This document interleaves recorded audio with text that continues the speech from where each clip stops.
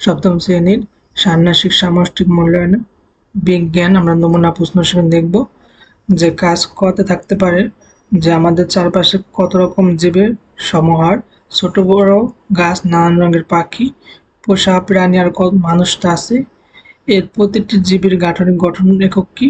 কোষ। ১ নম্বর থাকতে পারে যে তোমার আশেপাশে দেখা কয়েকটি কি এককোষী বা বহুকোষী জীবের নাম লেখো। ২ নম্বর থাকতে পারে যে তোমার দেখা একটি এককোষীটা কি ব্যাকটেরিয়া অথবা কি অ্যামিবা হতে পারে, অথবা বহুকোষী মানুষের মডেল অঙ্কন করো। ঠিক আছে, এককোষী জীব বা বহুকোষী জীবের কি মডেল বা উদ্ভিদ কোষ বা প্রাণী কোষ থাকতে পারে। ৩ নম্বর থাকতে পারে যে তোমার দেখা এককোষী ব্যাকটেরিয়ার জীবের শ্রেণীবিন্যাস করো। ব্যাকটেরিয়ার শ্রেণীবিন্যাস বা ব্যাকটেরিয়ার প্রকারভেদ থাকতে পারে। তারপরে ৪ নম্বরে যে ব্যাকটেরিয়া আমাদের দৈনন্দিন জীবনে কি কি কাজে লাগতে পারে তা ব্যাখ্যা করো বা তা সম্পর্কে লেখো। তারপর ৫ নম্বরে থাকতে পারে যে কয়েকটা ব্যাকটেরিয়াজনিত রোগের নাম লেখো, আর এই রোগ প্রতিকার ও প্রতিরোধের জন্য কি তুমি কি ব্যবস্থা গ্রহণ করবে।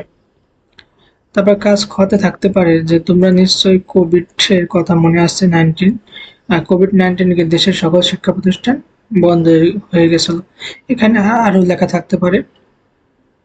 তো ১ নম্বর থাকতে পারে যে তোমার আশেপাশে দেখা কয়েকটি রোগের নাম লেখো।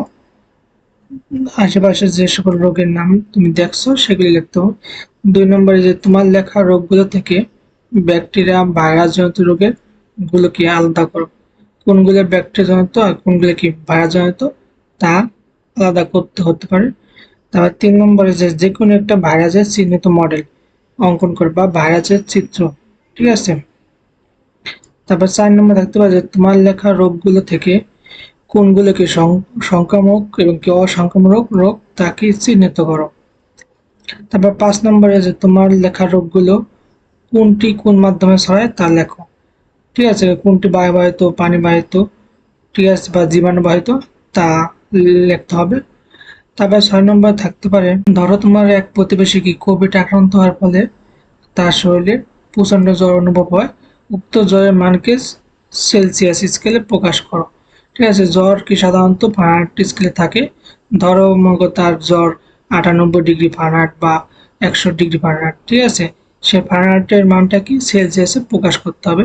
ঠিক আছে, সূত্র দিয়ে যে C/5 সমান কত, C/5 সমান F মাইনাস ৩২ কত 9। ঠিক আছে, এই সূত্র দিয়ে তোমরা কি এই ফারেনহাইটের মান বসাবা, তারপর কি সেলসিয়াসের সির মান বের করতে পারবা।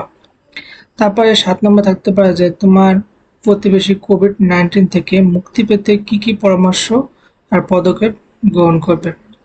ঠিক আছে, এরকম ভাবে একটা নমুনা প্রশ্ন থাকতে পারে। তারপর কাজ গতে থাকতে পারে যে আমরা দৈনন্দিন জীবনে নানান ধরনের ভারী, হালকা, কঠিন, তরল, গ্যাসীয় নানান ধরনের বস্তু ব্যবহার করে থাকি। ১ নম্বর থাকতে পারে যে তোমার বাড়িতে ব্যবহৃত কয়েকটা বস্তুর নাম লেখো। খেয়াল রেখো এগুলোর মধ্যে যেন কি মৌলিক ও যৌগিক পদার্থ থাকে, মৌলিক ও যৌগিক পদার্থ থাকতে হবে। তারপর ২ নম্বরে কি এদের মধ্যে যেন কি কঠিন, তরল, গ্যাসীয়, ধাতু ও অধাতু থাকে। ঠিক আছে, এরকম কয়েকটা বস্তুর নাম লিখতে হতে পারে। তারপর ২ নম্বরে যে তোমার লেখা বস্তুগুলো থেকে কি মৌলিক ও যৌগিক পদার্থগুলো আলাদা করো। যেগুলো মৌলিক সেগুলো আলাদা করবা, আর যেগুলো যৌগিক সেগুলো আলাদা করবা। তারপর ৩ নম্বরে তোমার লেখা বস্তুগুলো থেকে কয়েকটা বস্তুর বৈশিষ্ট্য লেখো, যে মৌলিক বা যৌগিক পদার্থগুলোর বৈশিষ্ট্য। তারপর ৪ নম্বর থাকতে পারে তোমার লেখা যে কোনো একটা যৌগিক পদার্থ ভেঙে এদের মৌলগুলোর ল্যাটিন নাম ও প্রতীক লেখো। একটা যৌগিক পদার্থ যেমন লবণ, সোডিয়াম ক্লোরাইড। ঠিক আছে, এটার বাংলা কি সোডিয়াম আর ক্লোরিন পাওয়া যাবে। ঠিক আছে, সোডিয়াম একটা মৌল আর ক্লোরিন, এগুলি কি ল্যাটিন নাম ও প্রতীক লিখতে হতে পারে। তারপর যেমন পানি আছে কত H2O, এটার বাংলা কি হাইড্রোজেন আর অক্সিজেন পাওয়া যাবে। তাহলে হাইড্রোজেনের ল্যাটিন নাম, অক্সিজেনের ল্যাটিন নাম, এগুলো কি আর প্রতীক লিখতে হতে পারে। ঠিক আছে, তারপর ৫ নম্বর উক্ত মৌলগুলোর ডায়াগ্রাম অঙ্কন করো। এই সোডিয়ামের ডায়াগ্রাম, সোডিয়ামের ইলেকট্রন পারমাণবিক সংখ্যা কত ১১। ঠিক আছে, এরকম ভাবে তোমরা ডায়াগ্রাম আঁকবা। ইলেকট্রন দেওয়া প্রথম কক্ষপথে কয়টা, ২টা। ঠিক আছে, ২টা দেবা। তারপরে পরে কত ৮টা। ঠিক আছে, এবার ২টা, 4টা, তারপর এখানে কত 6টা, 8টা, টোটাল কয়টা হলো 10টা, আর শেষ কক্ষপথে একটা থাকবে, তাহলে 11টা হয়ে গেল। সোডিয়ামের কত 11। এভাবে কি ডায়াগ্রাম অঙ্কন করো। সোডিয়ামে করবা, ক্লোরিনে 17 আছে, এগুলো করবা। তারপর যদি আমরা এখানে ক্লোরিনে করি, ক্লোরিনের ডায়াগ্রাম সিএল, ক্লোরিন কত 17, ঠিক আছে, ক্লোরিন কত 17, এটার যে ডায়াগ্রাম আঁকতাম আমরা, তাহলে প্রথম কক্ষপথে কয়টা 2টা, ঠিক আছে, 2টা দিব।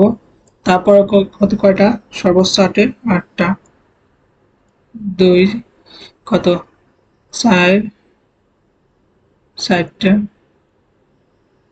6টা, 8টা, তো টোটাল কত 10টা, আর লাগবে কয়টা 7টা। আমরা যদি ক্লোরিনের ইলেকট্রন বিন্যাস করে নিই আগে, সিএল 17,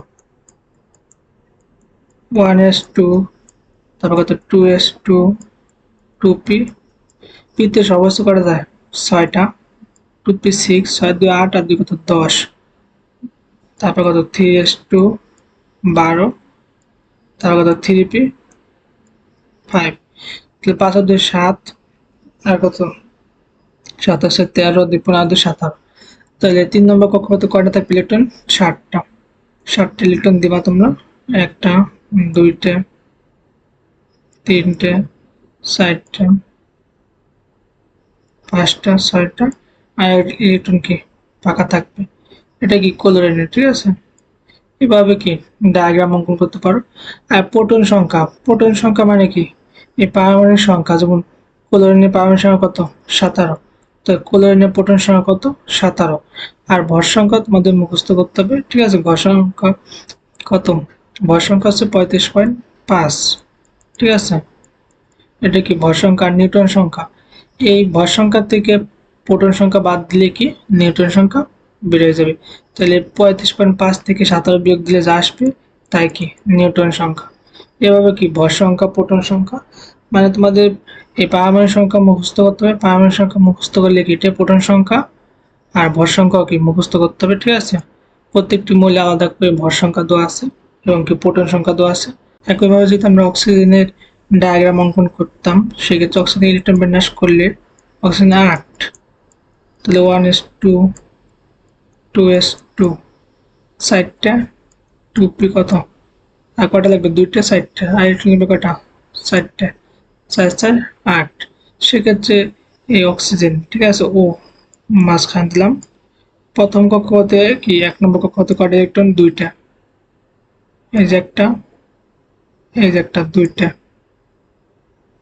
তারপর 2 নম্বর কক্ষপথে ইলেকট্রন কয়টা, 2 নম্বর কক্ষপথে 4 আর 2 6টা, তাহলে একটা, 2টা, এগুলিকে সুন্দরভাবে তোমরা কম্পাস দিয়ে আঁকতে হবে।